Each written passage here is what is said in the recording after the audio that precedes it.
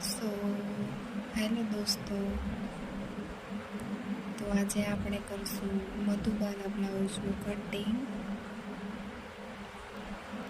આજે હું પણ ફર્સ્ટ ટાઈમ કટિંગ કરું છું.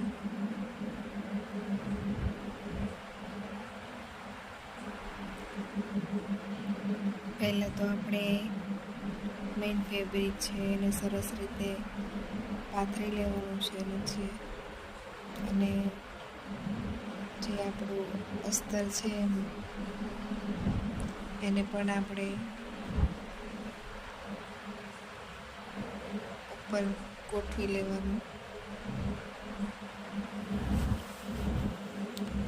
ધ્યાન રહે કે બંધ ગળું હોય એ ભાગ જ બંધ ગળામાં આવવો જોઈએ. ઓપન ભાગ બંધ ગળામાં ના આવવો જોઈએ. કે મધુબાલા બ્લાઉઝમાં ભૂલ થાય ઘણી વાર, પણ આપણે ધ્યાન રાખવાનું.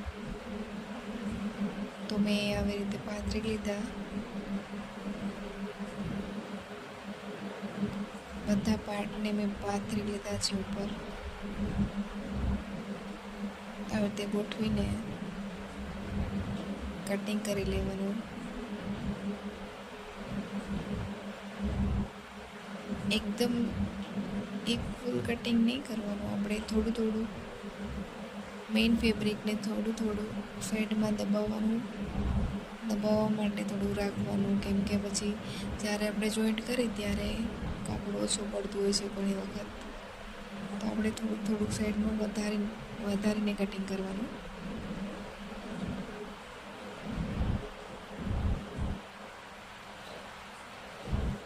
તો આવી રીતે આપણે બધું કટિંગ કરી લઈશું. અને મેં આમાં સ્વીટ આર્ટ નેક છે. વધારે તો આમાં સ્વીટ આર્ટ નેક જ ચાલે છે.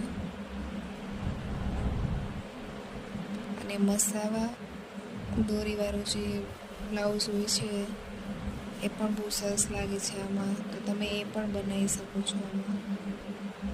પણ મેં આમાં સ્વીટ આર્ટ નેક જ ખાલી કર્યું છે.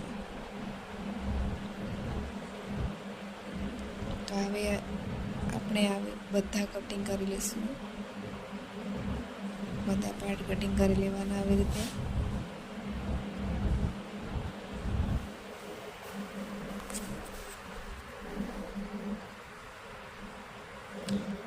અને પાછળ મેં ગળું આવી રીતે આમ એક ગળું દોરીવાળું બનાવ્યું છે. જેમાં હું કેનવાસથી ગળું બનાવીશ.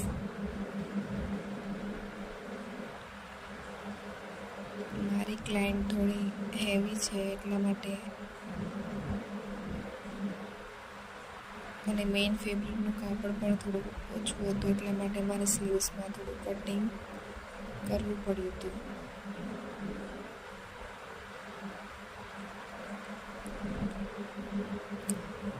મારા ક્લાયન્ટને 7.5 ઇંચ સ્લીવ્સ જોતી હતી, એટલે આમાં નીકળી જાય તો સારું.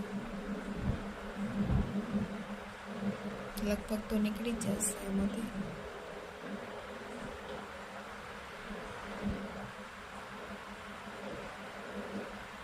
તો આપણે એકવાર મેજર ટેપથી ચેક કરી લઈએ કેટલું થાય છે.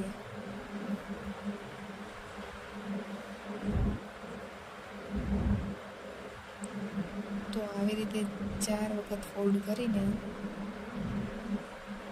આપણે ફરી એકવાર માપી લેવાનું કેટલા ઇંચ આવે છે.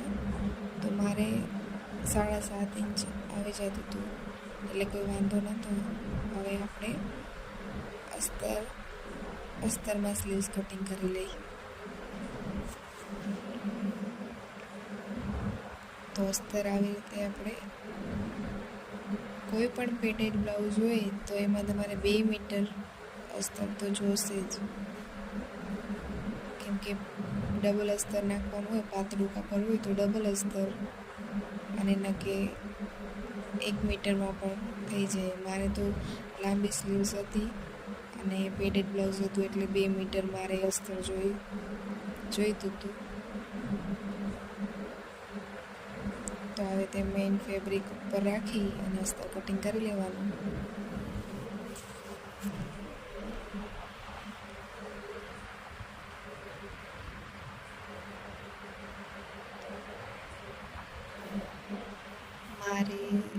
મારા ક્લાયન્ટની સ્લીવ્સની મોહરી હતી 6.5 ઇંચ.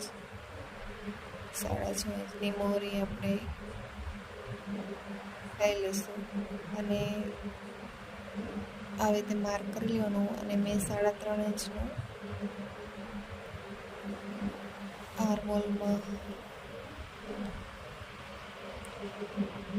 આર્મહોલમાં ડીપ આપ્યું છે. મેં 3.5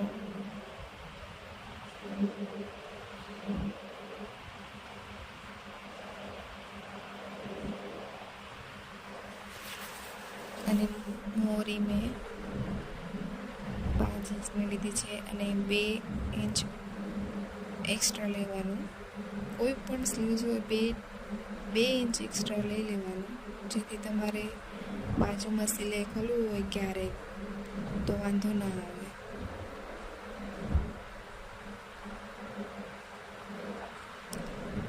આવી રીતે લાઈન ખેંચી લેવાની.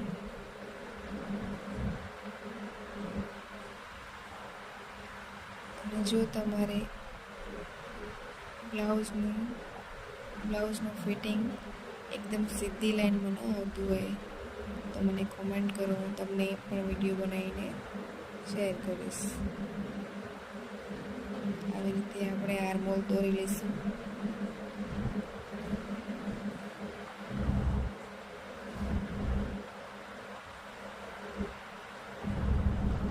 અને 11.5 લંબાઈમાં મેં ટીક કરીને ત્યાંથી હું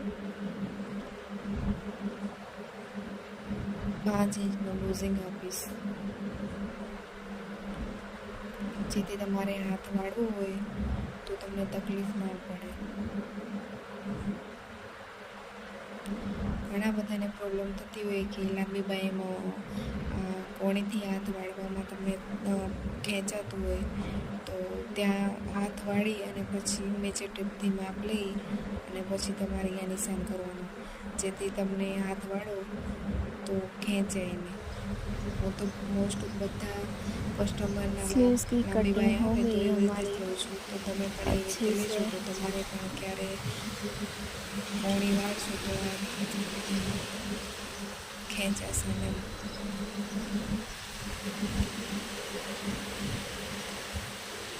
थोड़ा समय पहले एक्स्ट्रा एक काटा था, और कोई कटिंग कर लेंगे. મેઇન ફેબ્રિક આપણે જ્યારે સીવશું ત્યારે જ આપણે મેઇન ફેબ્રિક કટિંગ કરશું. પહેલાં હું કટિંગ નથી કરતી, ત્યારે મેઇન ફેબ્રિક જાડું હોય તો કે ખેંચાવાની પ્રોબ્લેમ થોડીક આવે છે, તો હું છેલ્લે જ બાય જોઈન્ટ અસ્તર જોઈન્ટ કરીને પછી જ કટિંગ કરું છું. તમે પણ જો બિગનર હો તો એવી રીતે જ કરજો, જેથી તમને પણ કોઈ પ્રોબ્લેમ ના આવે. તો મારું કટિંગ થઈ ગયું છે હવે. તો તમને મારો વિડીયો કેવો લાગ્યો? જો ગમ્યો હોય